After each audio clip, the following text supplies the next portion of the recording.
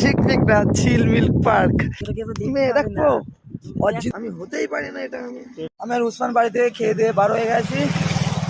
আমরা এখন আছি আন্দোল পাতা না আন্দোল পোতা।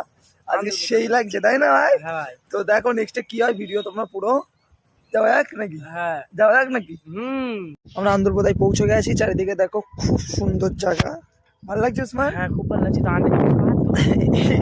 এদিকে কি উসমান? ওটা ওইটা ঝিকমিক না, ঝিকমিক না, চিল মিল্ক পার্ক। নাম সারা জানে না। হচ্ছে আন্টার্কটিকা পাহাড়। কোনটা আন্টার্কটিকা পার্ক? আন্টার্কটিকা মহাসাগর বড় পুরো। জলকারের বলছে সারা মহাসাগর, তো জলকারের মধ্যে সারা মহাসাগর। হ্যাঁ ওই পাশে রাশিয়া, তো ওই তো রাশিয়া কলারটা ওই দেয়। কি বলবো বলো, ওই কি রাশিয়ার কলারটা ওই দেখো। উসমান চশমা পরার কারণটা কি জানিস? অরিজিনাল আমার চশমা পরাটা কি কারণ? চশমার ভিতর দিয়ে মেয়ে দেখবা, আর মেয়ে দেখবো।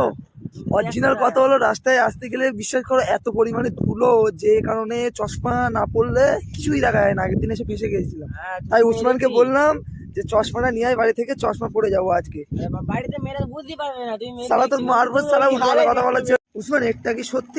আমি হতেই পারি না এটা।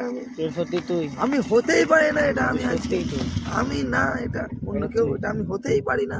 আচ্ছা উসমান, তোর কাছে আমি একটা প্রশ্ন করবো, তুই প্রশ্নের উত্তরটা ভালোভাবে দিবি। আর কি মারবি না বল দিচ্ছি। এই যে আন্দোলপোতা জায়গাটা, চারিদিকে এত সুন্দর জায়গা, এই জায়গাটা অরিজিনাল কাদের জন্য?